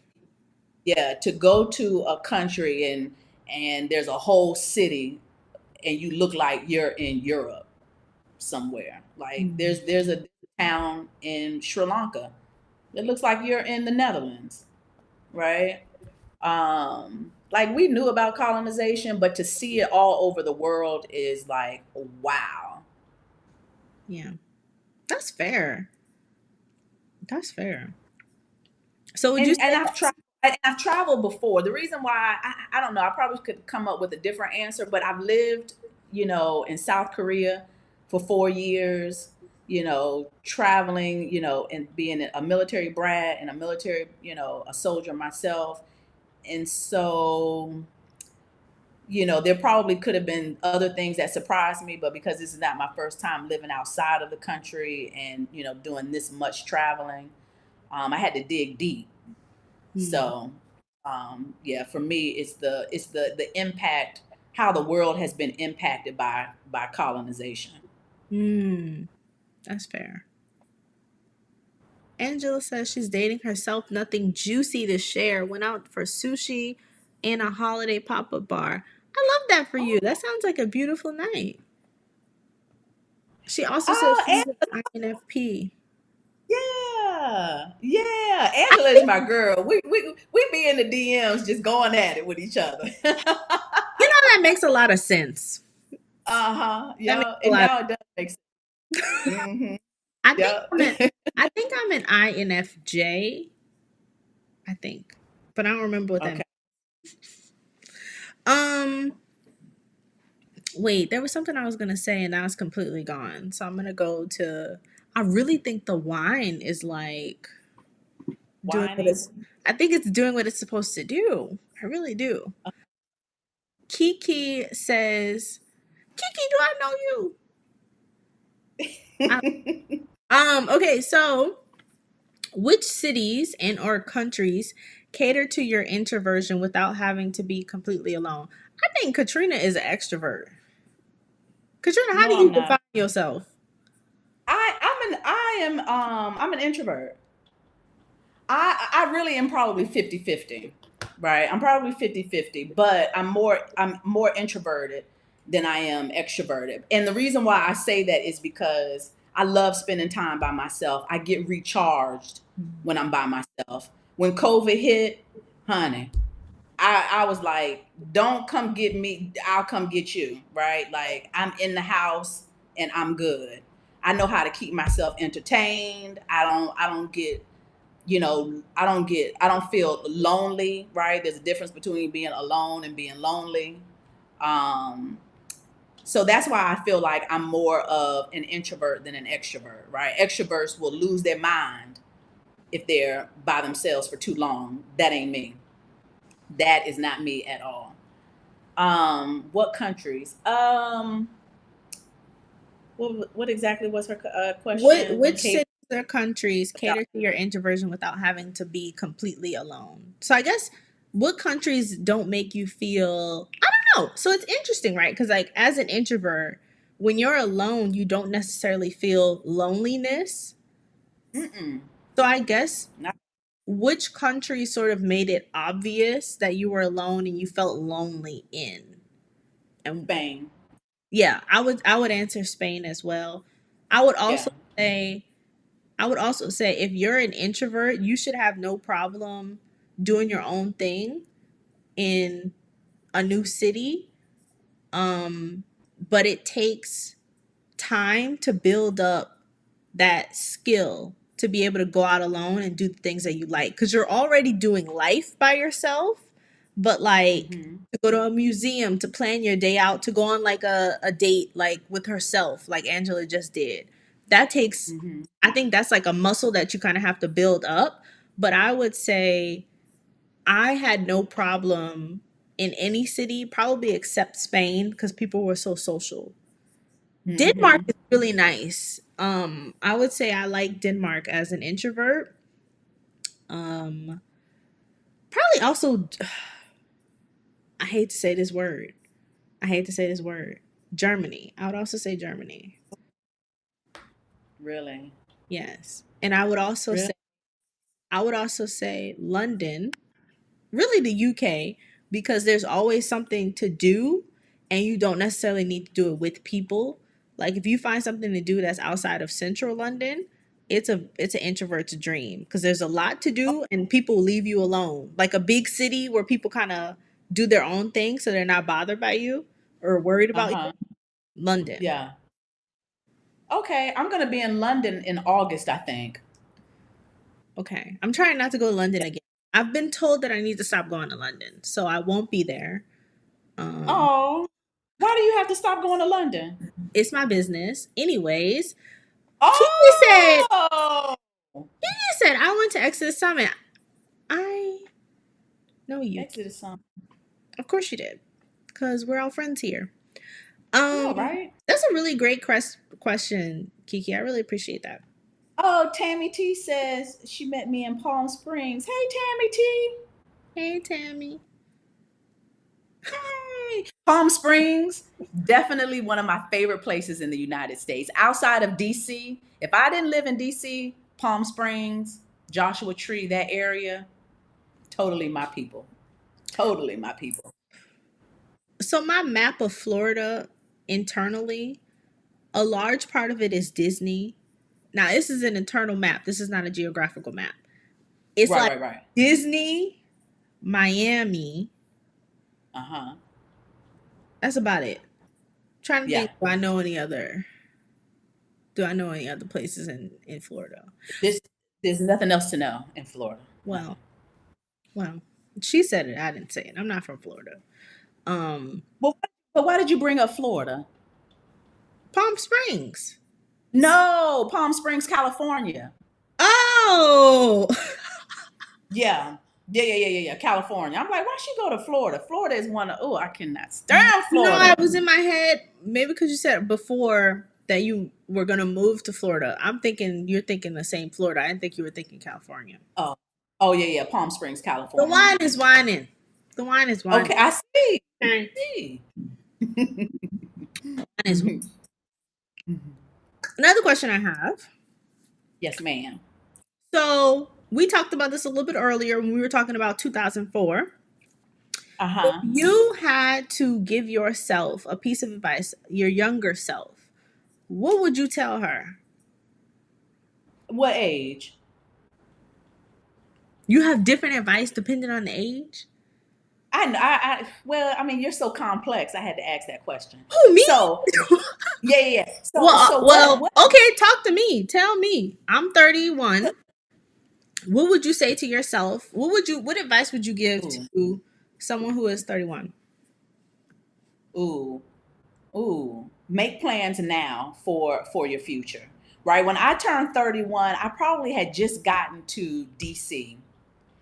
And when I got to DC, it was at the height of the real estate boom. There was an E7. When I got to Walter Reed, there was an E7, which is a soldier in the army. He told me, buy a piece of property. Mm.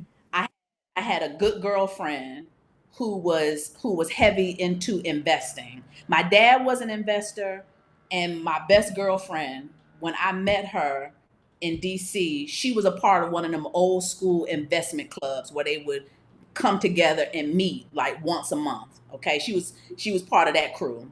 And so between that E7, my girlfriend Angie, who was deep into investing, um, I would say pay attention to the people who are doing things that will get you to where you want to be. I paid attention, I listened, and I did exactly that. And if it wasn't for those two very key things that people told me to do, I would not be able to do what I'm doing now.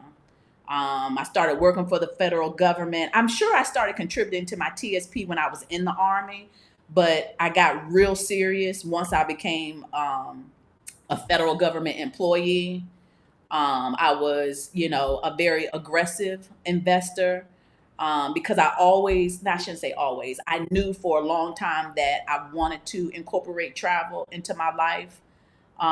And because it was just me, at one point, I was getting extra money from Veterans Affairs because I was going to school. So I was able to live off of a certain amount of money and save the rest. Um, but yeah, if you know there's something that you want to do, work on those goals now at 31. So that when you're 50, like I am, 51 now. 50 Um, where? 50 what? Yeah, so that when that's why I feel so good. I mean, I feel successful because of the decisions that I made when I was 31. Yeah.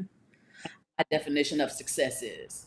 I mean, I play with y'all a lot, but I feel like the biggest thing for me in joining the Exodus Summit community and connecting with you and Rashida and Adelia and Stephanie and like even being like around women who are older than me and doing the things that I want to do, even hearing, hey, plan for your future, it sounds like it's obvious. Hmm. That seems Hmm. like obvious, right? But Hmm. here, invest your money, right? Make Yeah, smart financial decisions now so that way when you get to my age or you get to retirement age, you're okay. It was really big for me to hear y'all saying that. yeah. Like because I think for me I didn't have nobody was really talking about money. Nobody was talking about what to do with their money. Um, I mean, the people in my family at least were just living paycheck to paycheck. So even having that conversation of, listen, you need to invest your money, you need to like be smart with your money. Don't buy everything you see, like save Mhm. and plan for things. That's been very beneficial to hear Yeah. other women say. So I Yeah. And think I was never like a shopper. Mhm.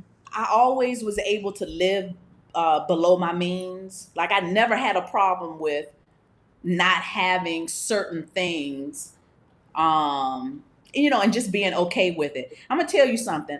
I had a Toyota Camry in 2014. It was brand new. It was laid. I got some tint put on them windows, and 2 weeks later, somebody stole my car.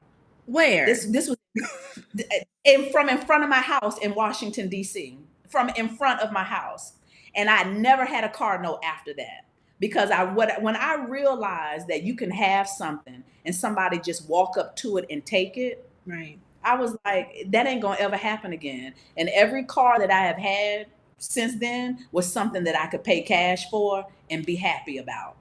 So I never had a car note, right? I always managed to just live kind of like under the radar. Still do all the things that I wanted to do, but I'm living below my means. And I think that's important. It's probably a little harder to do in America because there's so much pressure to have all these things. But having things, it just wasn't my deal. And it's also inflation. We're gonna have to deal with tariffs in the new year. I probably am speaking for a lot of people when I say that like next year is, I'm waiting with bated breath. I'll say that. Yeah. Yeah. So living below your means is Yeah. Yeah. but Don't fall for the banana in the tailpipe. Leave that stuff in the store. Okay? what? Listen, Don't fall say it again. don't fall for it. Don't It's fall for trickery. tailpipe. Okay? Look, that came from the scene in Beverly Hills Cop. Do you remember that in Beverly Hills Cop I haven't. when Eddie walks up to no, yeah, Eddie walks up to the guys that are telling him, and oh no, it's a waiter from a restaurant, and he tricks the cops, and while the waiter is tricking the cops, Eddie Murphy is sticking a banana in the tailpipe of the car so that when they go to follow him, they can't because the banana's in the tailpipe. So that's where that came from. But I have a story about that. I grew up with Eddie Murphy being Dr. Doolittle. So like Oh, I did not know until I was in college that he cursed because I remember this moment. My grandma, I was like, what are you watching? I was walking by and she was watching Beverly Hills Cop. And I was like, what are you watching? And I was like, that's Eddie Murphy cussing? He cussing? And then she's like, oh, baby. And we watched his stand up and he was saying all kind of stuff. And I was like, this is Dr. Doolittle? Like cutting up? Like, that is hilarious. I had no That is so idea. I had no idea that Eddie Murphy was a comedian.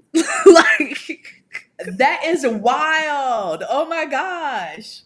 Yes, Eddie Murphy had a potty mouth, big time. he has such a potty mouth. But the Beverly Hills Yeah. Cop was like iconic. And then they made Yeah.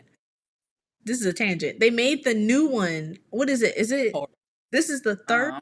Was it the one on Netflix? Yeah, it's horrible though. It's horrible. Eddie getting old. I don't even know. I'm surprised we even got that movie. Honestly, he Yeah, me made too. enough money. I'm surprised we got that movie. I, Um, but let's play our game. Are you ready to play our game? How are we gonna do this? yeah. Do we just tell the So people watching to? okay, so I downloaded. Okay, y'all. So this is how it's gonna go. So I downloaded this app called Random Picker. And if you are a person and you know that you want to go on a sabbatical, you're not really sure where you are and what you need to do to kind of move in the right direction. This time, this conversation that I'm gonna have with you will, like I said, allow you to ask me any questions. So the game is, if you're interested in picking my brain, you're gonna put a number into the comments, and then I'm gonna use this app to generate a number. And I guess whoever gets the closest to it, Yeah. whoever gets the closest to it will be able to pick my brain. Yeah. So everybody watching the video, number one, like the video, okay? Yeah, Because make sure you like it. make sure you like the video. That shows the YouTube algorithm that you like what we doing over here. You like the content that I'm bringing y'all. But also drop down in the comments and give the people a number. Throw a number out there. Okay, so right now the minimal of 0 to 100. Should we leave it at that? Yeah. So anywhere from 0 to 100. Yeah. That includes you, H&D abroad. Yeah. Any number between 0 and 100. Just pick a number. I feel like I should play music. I don't have any music. Yeah, right? Right. Let me play let me look, let me turn on some Not Burna Boy, because if y'all don't know, Katrina is low key, high key obsessed with Burna Boy, but that's Chloe's man now. So we don't even need to. they're not gonna be together long. That's not gonna last. Let I'm her. not even one of my girlfriends called me and was like, Chloe and Burna are together, right? It's not gonna last long. He's gonna be back home. Not back. I saw this meme the other day, and it was like stages of dating a Nigerian man. You can only imagine. I need to see that. I want to see that.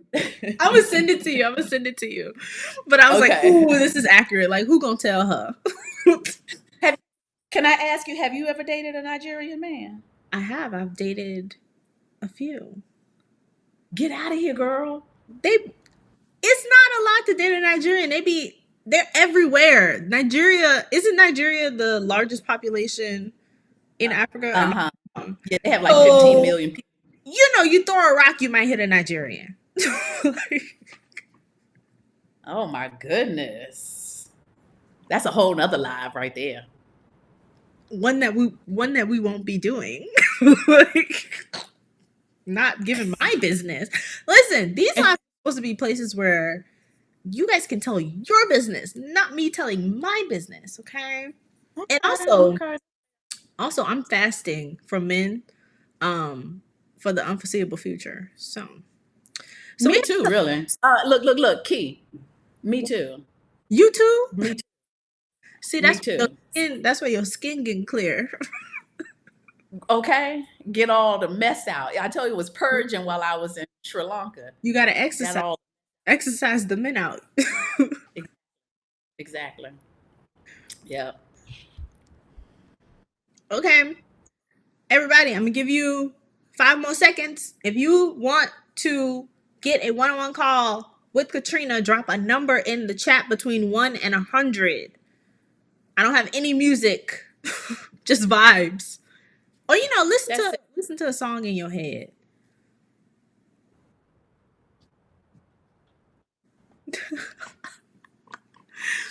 Yes. Yep. Exactly right. Fasting. Yes. Fasting. Yes. Going on a cleanse. Yeah. I need to refill my. You see, everybody, the glass is empty, so time is winding down.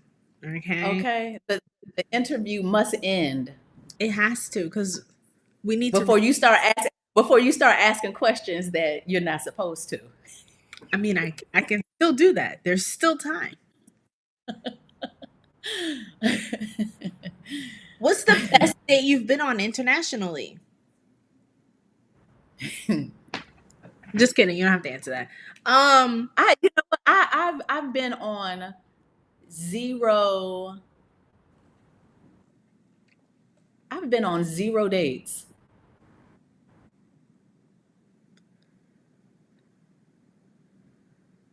I've not been on 1 date. I have follow-up questions that I will ask via text.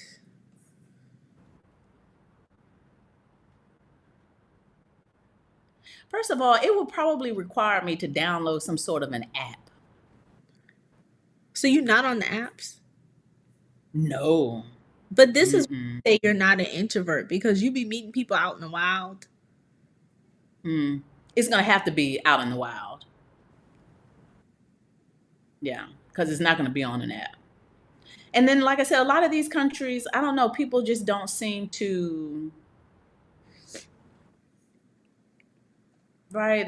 They're not really, I think another thing about what it is I think I'm so into what I'm doing, what I need to do, being better, doing better, that the universe is like, she don't need no man right now, right?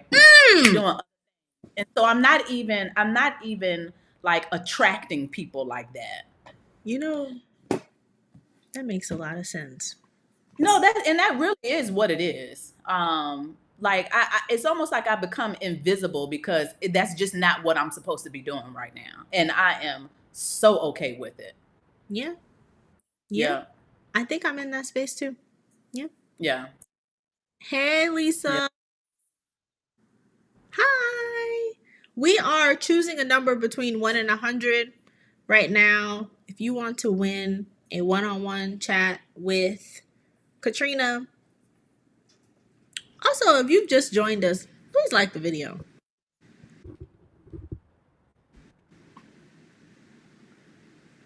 What is Kiki saying? Don't do it. Social media is already used as covert dating platforms. Ciao.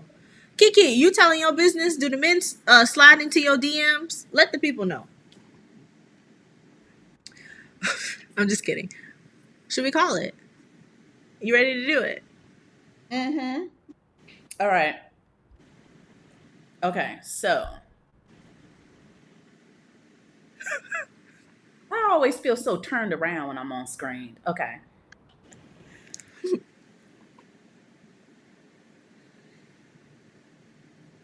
She's so funny to me. 47. Okay.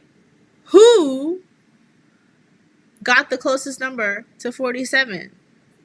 Well, Look, Crystal had the number inverted. wait.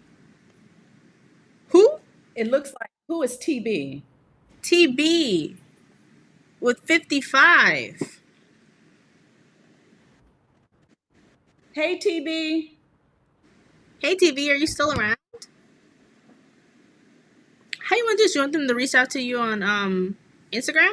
Mm, yeah, Yeah. they can. Yeah. Do you know you don't know who TB I is? don't know. TB is new. TB isn't. Oh, I yeah, won. you won. Yeah. TB. Reach out to Katrina on her Instagram. It's up here at underscore Katrina underscore Michelle underscore. I put it in the comment section. It's also going to be in the description of this video. Reach out to her for your one-on-one. Ding ding. I thought I had music on this so we could celebrate, but I don't know where it is. And Do you have to pay for Ecamm? I do pay for Ecamm, but it's because I'm coinked up. So, I can Oh, afford certain. I'm just kidding. You do have to pay for Ecamm. But they give you, I think they give you a few days of like a trial if you want to try it out. I maybe think this is why I never go live on YouTube. why? I think it's better than StreamYard. Like I think the quality is better, but I could also just be delusional, which is fair. Congrats, TB. Congrats. Um, so do you have any last words? Do you have any nuggets of advice? You guys watching this video, do you have any questions for Katrina? Yeah. Because as I said before, it's time for a refill. So Yeah. We're wrapping I up. guess if anybody's going to drop anything, I'll say this. Uh, for me, taking this sabbatical, it was right on time. It was what I'd had been planning for a long time. I'm not going to be one of these people to make it seem like it has been the easiest thing to do, to navigate. But anything can be done with an open mind.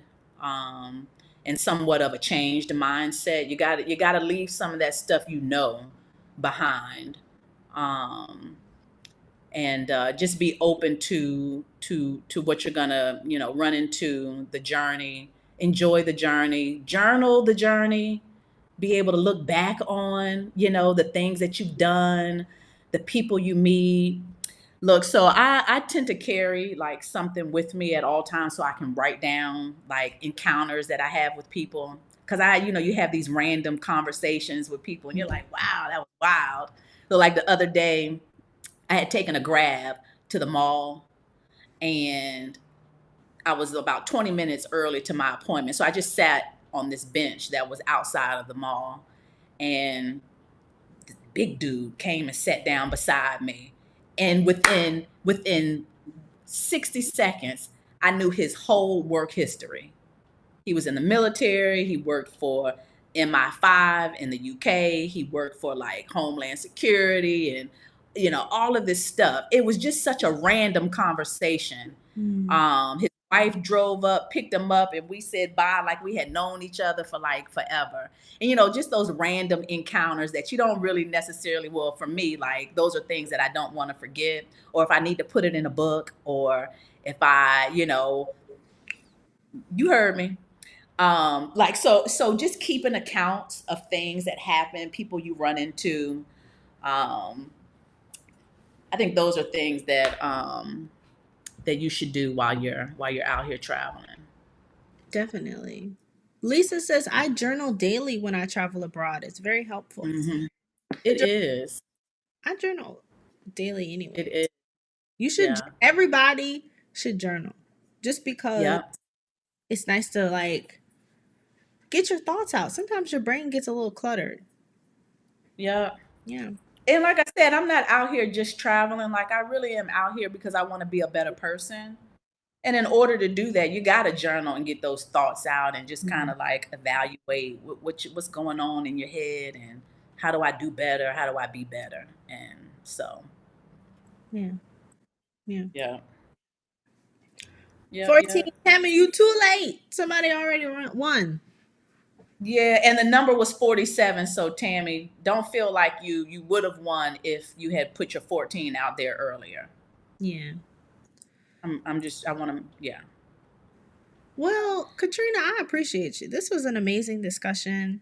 Um, I didn't took up so much of your day, child. We didn't been on the line, chit chatting it up for a while.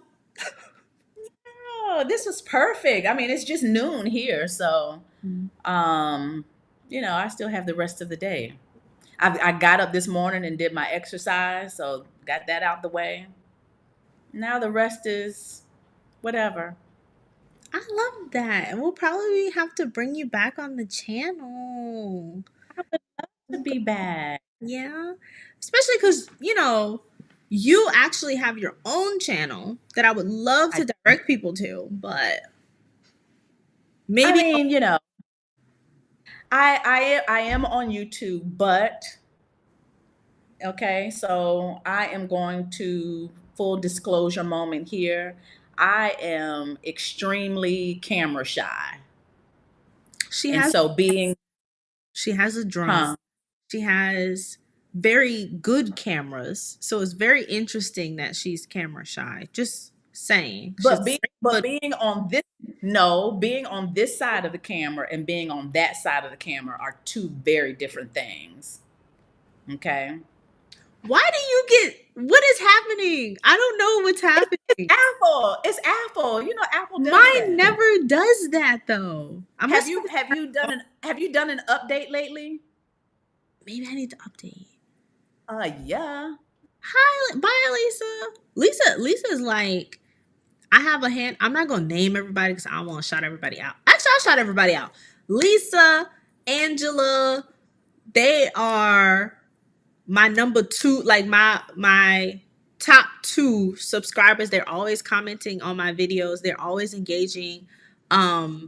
I feel like I know them in real life. We've had so many conversations just over like in the comment section. They are my Wait a minute. Wait a favorite. minute. So Angela Rochelle is one of your favorites? Yes. Angela, you've been cheating on me.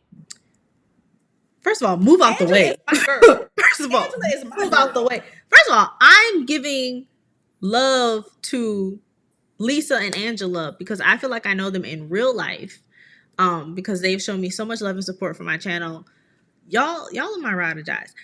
Obviously, everybody who's watching, I love y'all too. But you know, Angela is one of my ride or dies too.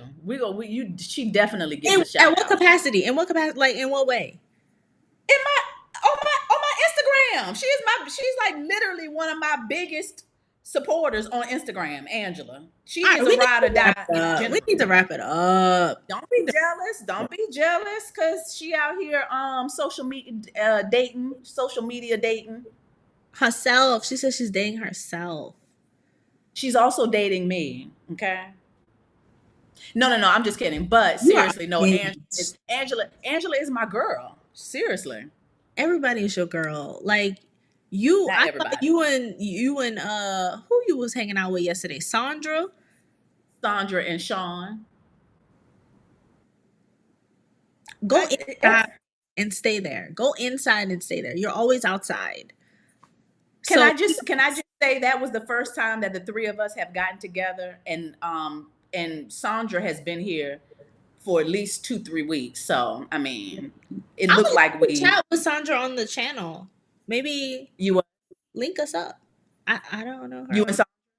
Yeah, I would love to chat with her. Okay, I can. If you could make the introduction, I would like that. Yeah, absolutely. Thank Little sister. you. You know what? I thought you were going to tell the story about how we met and how I was. You tell the story. Nobody tells it like you. You were the one feeling a certain kind of way. What I did. You were in straight introvert mode, and I was in extrovert mode In South Africa? when we were in Morocco. Was this Morocco? Remember, it was at remember we were leaving the meetup. Me, you, and Stephanie were going upstairs in the elevator, and I met you at the elevator, and I was like, "Who are you?" And you were like, "Oh my God." She asked me who I was. She's being so intrusive. Why is she in my space? Who is this lady? She's too much. No, the fact that I don't remember because that's happened a lot. Like every time I go, not okay, this is not a you thing, but it's like an Exodus thing. Every time I go to like an Exodus meetup, I always get like accosted by an extrovert and they're always like in my face in my business. So I just probably delete it from my memory. It's not even a you thing. I just delete it from my memory. There were so many times during that meetup where people were like, "Who are you?" But I'll tell you a story of there's two moments that I remember with you that are very special to me. So one of them is, I think both of them are in South Africa. And I remember I was kind of like, I was having like a down day. It was a day where I canceled. I was supposed to go hike on what's that mountain called? The Good Mountain? The Cape? Table or Lion's Head? I was supposed to go on Table Mountain on a hike, and I was having the beginnings of a cold, but also I had, black girl too close to the sun, and I was feeling like really depleted, and I was having a down day. So my plan was to just kind of slink downstairs and, in my trying to, as an introvert, you trying to scale the wall and not be seen. Right? And so I was like trying to go unnoticed, be real chill, like go get a meal, and then go back up to my hotel room, and you were coming downstairs and you were headed toward like the breakfast area, and you were walking so fast, and then you saw me and you like, Keyoka, you came straight towards me and your face lit up. And that, I think about that often, because when I'm thinking about my, not me getting touched, it's the wine. I'm getting but when I think about like my place in the world, and when I have to remind myself that I am someone who is loved, I go back to that moment of you lighting up when you see me and changing your course and coming to hug me and greet me and like sit down and hold my hand and like, well, what are we doing today? And it was just like in one of those, it was just one of those moments where I was like really trying to hide from the world, and you were like pulling me out and you didn't even know you were pulling me out, you know? Wow. Wow. Yes. Yes. And the second time you were with your drone. This was also in South Mhm. Africa. You were with your drone, and I was coming up behind you, and I was like, what is she doing? Like, what is she doing? What is she doing? The And most, the most. every time you see me, you greet me with so much love and so much warmth, and I cherish you so so much. Like, you don't know, even the limited times that we've interacted in person, you are just a light. You're just a light, and I am Girl, stop trying bathing to your. get me all. No, but really, really, like it means a lot to me, and I think for maybe a lot of like introverted people, it's like we don't realize who sees us, you know? And Yeah. it is so beautiful to be seen by people, and I just appreciate you, and I give you all your flowers. Oh, oh, and I appreciate you too. And I call you little sister, so I definitely appreciate you. I'll never forget meeting you. So yeah, always Yeah, have a heart. Always. Yeah. thank you. Thank Oh, you. thank you. All right. Mhm. We are gonna hang it up because it is getting late. You know, I have at least another one more glass of wine, and then I will be retired to my quarters. As Oh. you might have noticed, I done fell off. I was supposed to be doing Vlogmas, child. You were supposed to get a new video every day. That didn't happen. But you know what? The year's almost over. So, It is. and it's almost Christmas. It So is. we just we just fill ourselves with grace. I haven't decided if you guys will see me again until the new year, but we'll see what happens. Definitely like the video. If you aren't subscribed to the channel, child, subscribe to the channel. What we doing? Subscribe to the channel. And Absolutely. yes, absolutely, and click the notification button so you can see when I go live. Like times like now, this was so Mhm. unexpected. Nobody was expecting this. But make sure you're, abreast with the goings on of the channel. And Mhm. yes, that's all I have to say, everybody. TB connect with Katrina on Instagram. And yeah, I love y'all so much. Good night. This is the Awkward Black Nomad. Peace out.